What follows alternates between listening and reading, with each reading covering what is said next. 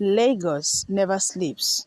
The horns of danfo buses, the sharp shout of conductor calling Oshodi, CMS, Ikeja, and the endless hustle on every street make the city feel alive, restless, and always on the edge of something dramatic.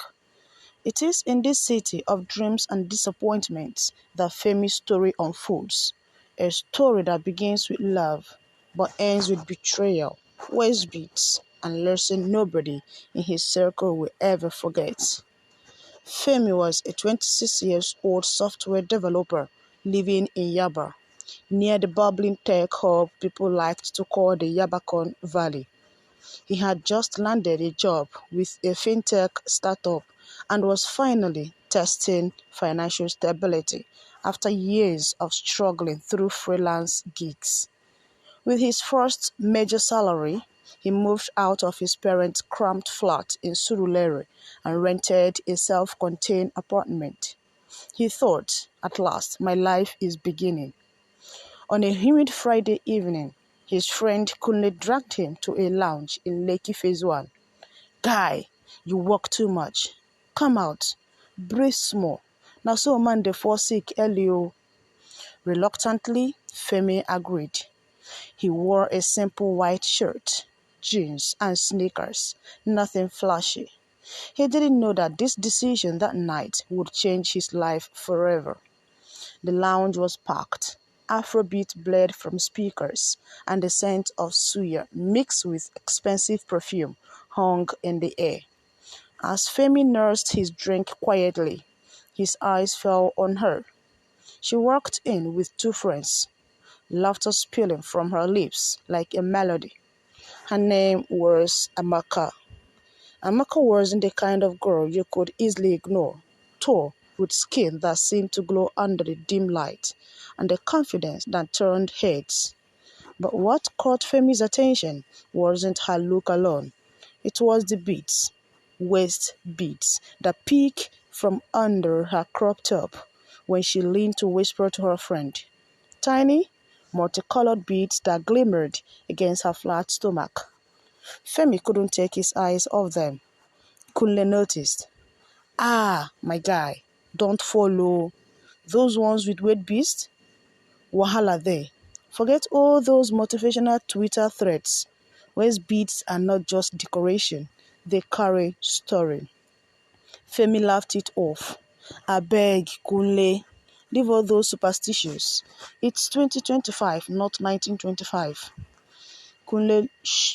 But Kunle shook his head. "Mark my words, those beads they carry power." Before the night ended, Femi found himself at Amaka's table. They exchanged numbers. Her voice was smooth, her words deliberate, like she had rehearsed them. She told him she was a fashion designer with a growing clientele on Instagram. She spoke of her dreams, her Lagos struggles, and her ambition. Femi, starved of female attention for too long, was hooked. Days turned into weeks, and soon Amaka and Femi became inseparable. She moved into his apartment under the guise of just spending weekend. She cooked, she cleaned, she filled his room with laughter. But there was something about her he couldn't quite place. Whenever she undressed, those waist beads were always there, sometimes red and gold, sometimes blue and white. She never took them off. When he asked once, half jokingly, she smiled mysteriously and said, "It's part of me, baby. Don't worry about it." At first, Femi ignored it, but gradually, strange things started happening. He began spending money recklessly on her hair, clothes, business, investment, and he was earning well. But by mid-month, his account could easily be empty. Yet, he couldn't say no to her. Whenever she asked, he felt powerless. Friends noticed. "Guy, this your babe they run your street."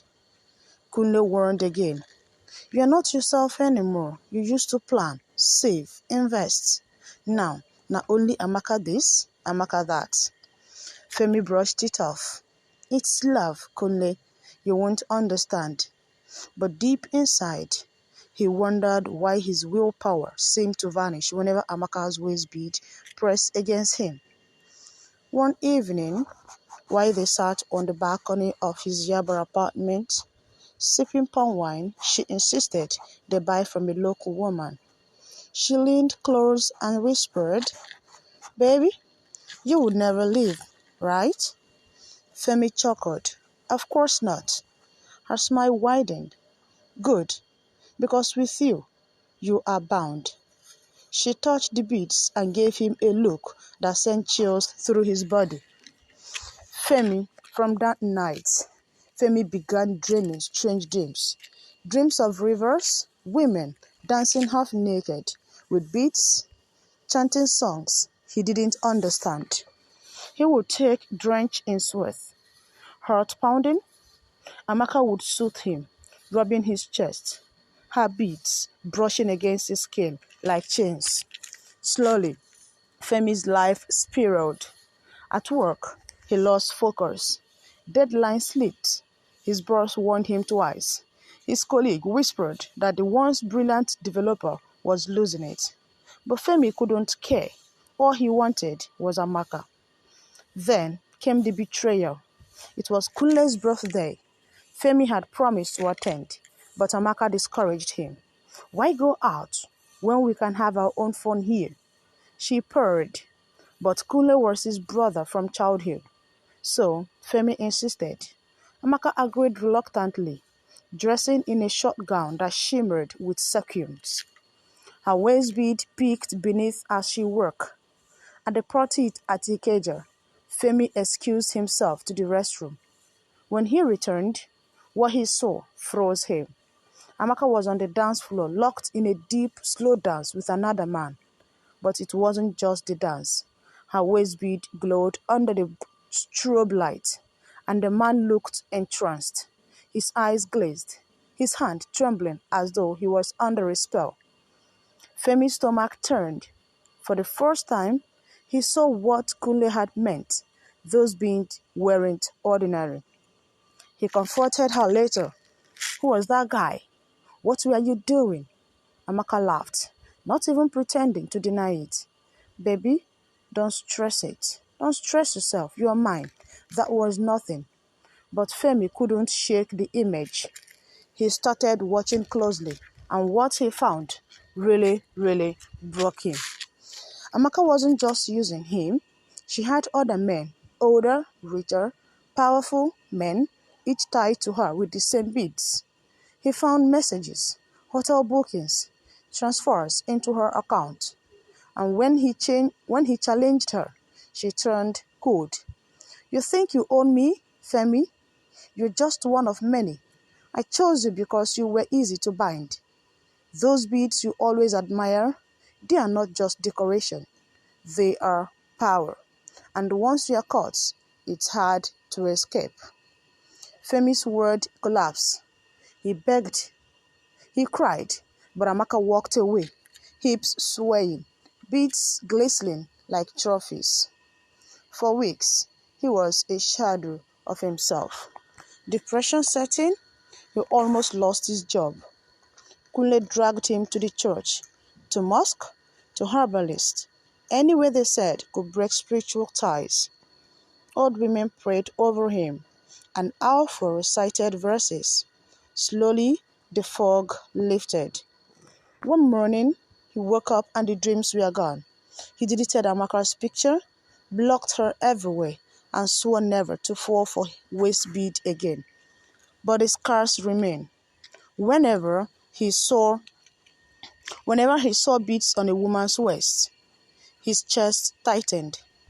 Years later, when he finally told his story at a small gathering of young men in Surulere, he ended with these words: "Love is beautiful, but never ignore red flags. Sometimes what glitters on a woman's waist is not just beauty. It's a chain. Don't be like me. Shine your eyes." And that night, the men nodded in silence, because in Lagos, stories like Femi's are whisperers in bars, in campuses, in offices, stories of waste, power, and men who lost everything.